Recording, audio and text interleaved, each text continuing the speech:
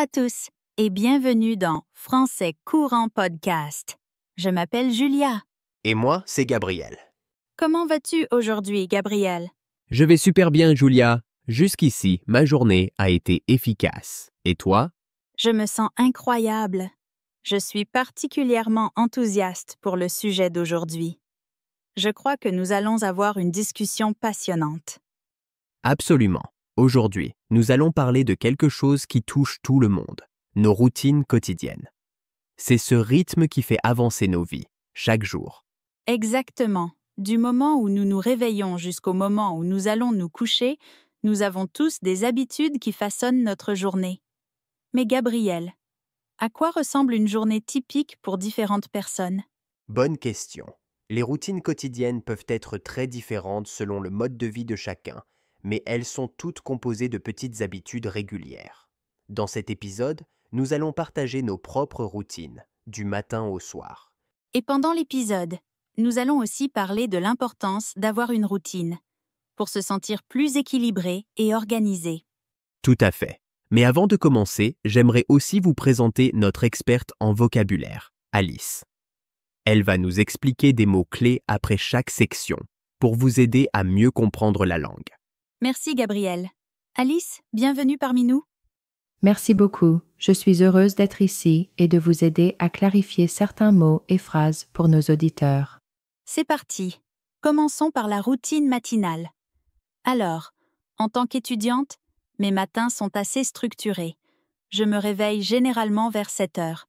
Je prends un moment pour m'étirer et respirer avant de sortir du lit. C'est une manière douce de commencer la journée. Et toi, Gabriel, à quelle heure te lèves-tu? Je me lève un peu plus tôt, vers 6h30, car mon travail commence tôt. La première chose que je fais, c'est boire un verre d'eau pour m'hydrater. Puis, je me brosse les dents et je me lave le visage. Cela donne vraiment le ton pour la journée. Oui, c'est une super habitude, se réhydrater dès le matin.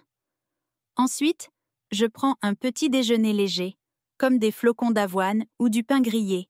C'est quelque chose de simple pour me donner de l'énergie avant les cours. Et toi, Gabriel? Pour le petit déjeuner, je mange aussi léger, des œufs avec du pain grillé ou parfois un smoothie. Après, je prends quelques minutes pour vérifier mes emails et consulter ma liste de tâches pour la journée. Moi aussi, je vérifie mon emploi du temps pour être bien préparé.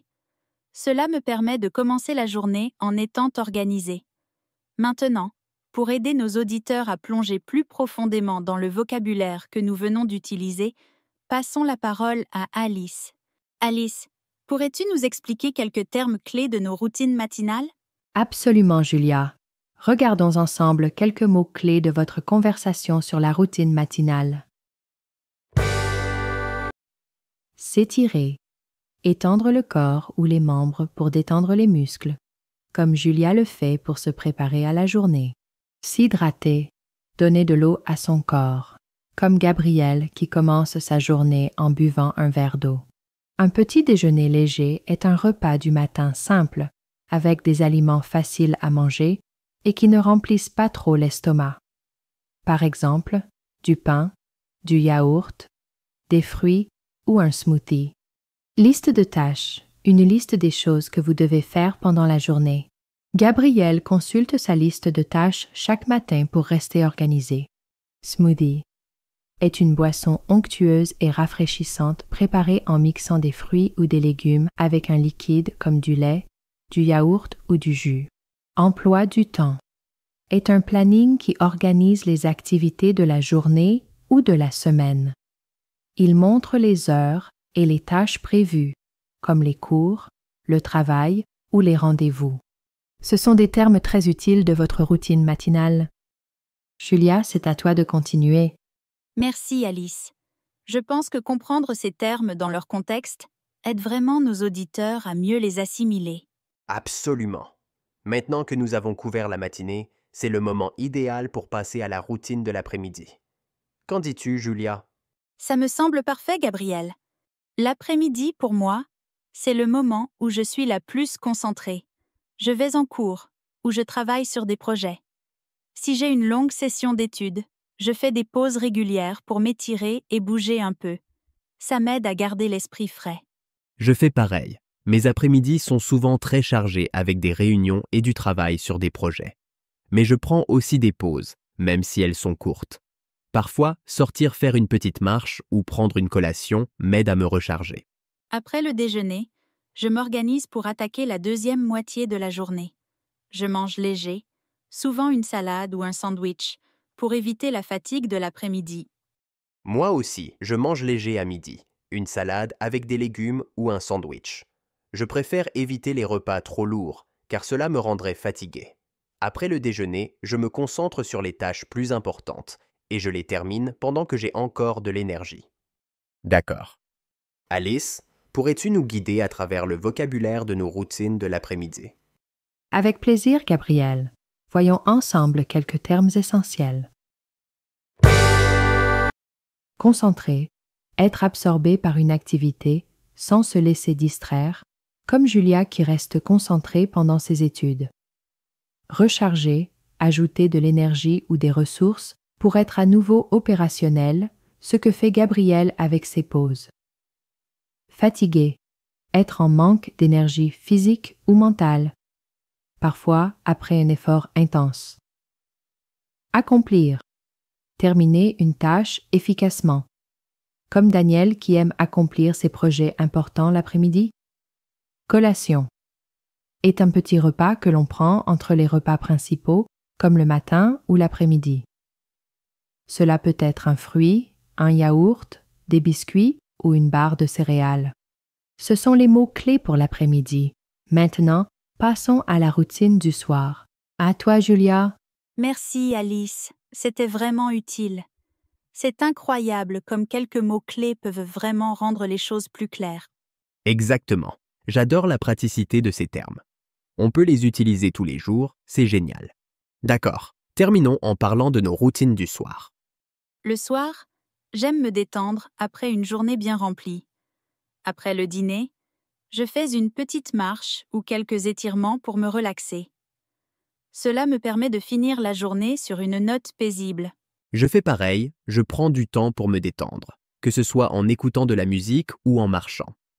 Le dîner est généralement autour de 19h, et je mange quelque chose de simple mais satisfaisant, comme du saumon grillé avec des légumes. Cela a l'air délicieux. Moi, je mange quelque chose de rapide comme des pâtes avec des légumes ou un bol de riz. Une fois le dîner terminé, je m'assure toujours de me brosser les dents et de me laver le visage. Cela fait partie de ma routine pour me sentir bien avant de dormir. Oui, je suis d'accord. C'est comme appuyer sur le bouton reset après une longue journée. Ensuite, je termine la journée en lisant un livre ou en buvant une tisane avant de me coucher. Moi aussi, je préfère éviter les écrans avant de dormir. Je lis un peu ou j'écoute de la musique et je vais au lit vers 22h pour être bien reposée pour le lendemain. Exactement.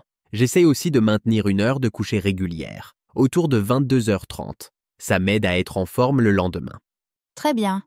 Alice, une dernière fois, peux-tu nous expliquer le vocabulaire de notre routine du soir?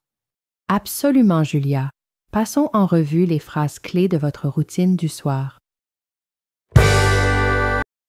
Se détendre. Le processus de relaxation après une journée qui permet de se libérer du stress et de se préparer à une bonne nuit de sommeil. Étirement. Des exercices physiques simples pour assouplir les muscles et relâcher la tension accumulée pendant la journée. Cela aide à se détendre avant de se coucher. Tisane, une boisson chaude à base de plantes, sans théine, souvent consommée en soirée pour ses vertus apaisantes et relaxantes, favorisant un bon sommeil. Routine.